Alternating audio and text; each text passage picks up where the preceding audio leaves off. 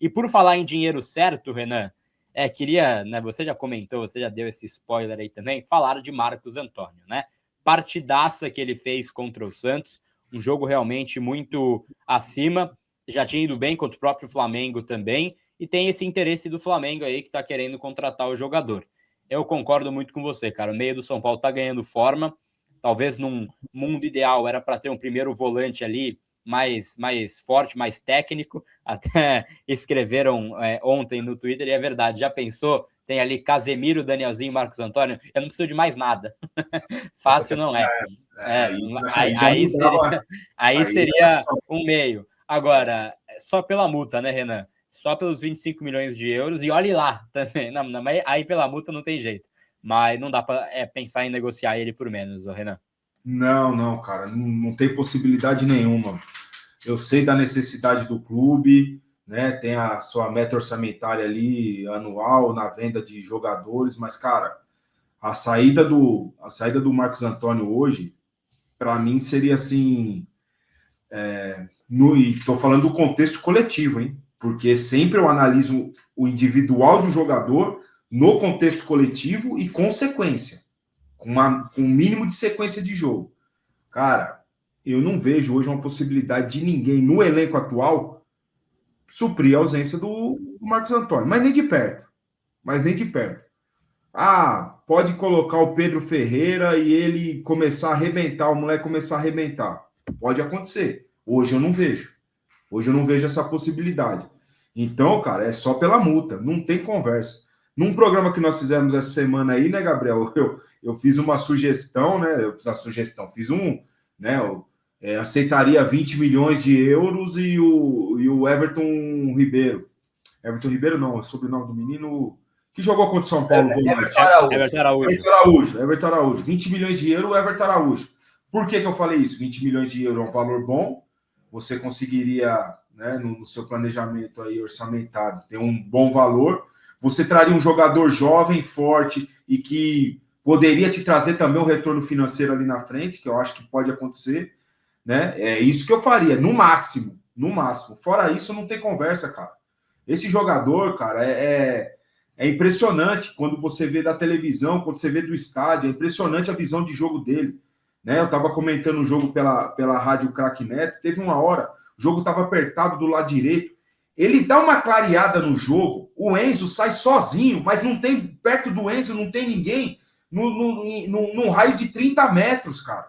É inacreditável, velho, a qualidade que ele tem de tirar a bola da pressão, de sempre sempre fazer um passe para o companheiro dar andamento na jogada. Não é aquele passe que o cara tem que dominar, ajeitar, virar o corpo, não, ele sempre coloca... Cara, é impressionante, meu. É impressionante. Desculpa, assim, é um negócio de maluco que joga esse cara, né? E quando a gente olha para o que o Flamengo tá jogando, o que alguns jogadores do Flamengo estão jogando, eu entendo perfeitamente o Flamengo querer o Marcos Antônio. Eu entendo perfeitamente a movimentação que o Flamengo quer fazer, o que o Felipe Luiz quer fazer, né? Então, esse jogador, ele é importantíssimo para o São Paulo, o dinheiro também é. Só, cara, eu acho que o Crespo tá fazendo uma forcinha ali para não deixar escapar esse rapaz aí, não. Porque nem de perto alguém vai poder suprir a ausência dele. Só um detalhezinho no papo de antes aí a respeito do Santos, do Neymar, da Vila. Cara, jogar na Vila nunca foi fácil, né? Historicamente, São Paulo sofre muito lá. Nunca foi fácil. Mas também nunca, pelo menos não que eu me lembre assim, foi apresentada uma oportunidade tão boa do Santos estar vivendo uma pressão muito grande da torcida e tal, uma oportunidade boa do São Paulo chegar lá e ganhar o jogo, né? O empate é bom resultado? Eu assino o empate, um bom resultado lá na Vila para esse jogo. Só que a possibilidade de uma vitória, ela é muito boa, meu. Ela é muito boa. Uma pela pressão, né, que eles vão sofrer lá, o time do Santos está jogando nada, né? Mesmo 11 contra 11, a gente viu isso. São Paulo sofreu muito pouco. O Santos está jogando nada. O meio de campo do Santos, sem o Arão, o Schmidt não está com dinâmica de marcar ninguém, né? O meio de campo está espaçado, a defesa está uma peneira. Se não é o Brasão, o Santos... Vou falar uma coisa para você, cara. Então, eu vejo ali uma oportunidade muito boa de, mesmo na Vila, fora de casa, você conseguir um bom resultado ali, ó. E aí sim, tranquilizada no Brasileiro, ver o que vai fazer no Campeonato Paulista, se é para classificar ou se é só para fugir do... Eu acho que chance de rebaixamento eu já descarto do Paulista, cara. Mas boa oportunidade de vencer o jogo lá. É isso, perfeito. Chacon, queria que você falasse um pouco de Marcos Antônio, você que acompanhou do campo a atuação dele, ele traz uma dinâmica diferente, que você também que tem uma relação próxima ali, até hoje lembro, né, da sua pergunta em relação ao frio, ele que estava acostumado ali, toda a simpatia na resposta, mas queria que você falasse um pouco do Marcos Antônio, Chacon. Ele não gosta muito de falar, né? Ele não é muito fã de falar com a gente, mas beleza. Mais joga, hein? Não, mas tá tudo certo, não precisa falar mais nada, não. O campo fala, o campo fala, é isso. Mas assim, eu acho que o Marcos Antônio é o que eu venho batendo na tecla já nas últimas boas participações minhas aqui no Arquibancada Tricolor. Eu acho que o glorioso Hernan Crespo tem que já ter uma carta na manga, não para perder o Marcos Antônio por venda, mas eventualmente ele vai tomar um terceiro amarelo. Eventualmente, ele vai pegar uma gripe. Eventualmente, batendo na madeira, ele pode se lesionar. E aí, quem é que substitui? Entendeu? Eu acho que essa... Você quem que é? Para você, quem que é? Então, eu não vejo claro. Hugo. Eu não vejo o cara claramente para substituir. Talvez o Pedro Ferreira. O Hugo, para mim, é o cara mais técnico, que poderia, então, caso volte o ritmo. Beleza. Mas é que tá. Aí vai colocar o quê? Um primeiro volante. Não, segue jogando Bobadilho. O Hugo ali seria a função do Marcos Antônio, de repente. Justo. Mas você entende como você não tem uma resposta clara para substituir o Marcos Antônio? Por isso que eu acho muito perigoso você ficar dependente do Marcos Antônio. Duas coisas diferentes, isso não é uma crítica, tá? Só acho perigoso. Por que perigoso? Por que eu falo isso?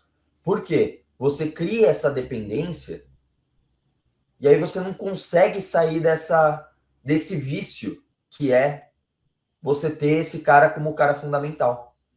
Vira um vício do time. E aí quando você perde, você não tem como responder.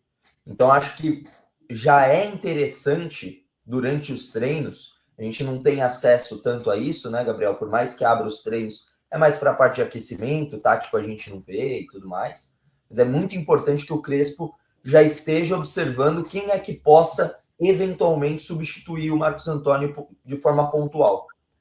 Então, espero que nada aconteça com o Marcos Antônio, que ele primeiramente permaneça, né? É um baita jogador, elogio ele desde os tempos de Shakhtar Donetsk, né? O Gabriel sabe que eu sou meio psicopata e gosto do futebol ucraniano, acompanho. Depois ele vai para Lazio, acho ele um baita jogador, encontrou trocentos passes por cima, marcação, ok, cavadinha, bola na medida, o gol do Luciano sai como? Ele já tinha tentado umas duas assim pelo outro lado, pelo lado direito. No lado esquerdo encontra o Luciano, pegou e marcou o segundo gol. Baita jogador, sou fã e é um dos melhores investimentos dos últimos tempos. Chegou naquele pacote, ele e o Juan, né? Eu falei assim, ó, um não dá para contratar, não. Um não dá.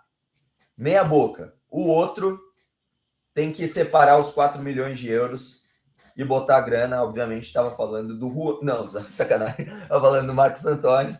E que bom, né? Que bom que vai ficar o Marcos Antônio, pelo menos por enquanto. E acho que assim, só se for muita grana. Só se for muita grana para liberar o Marcos Antônio.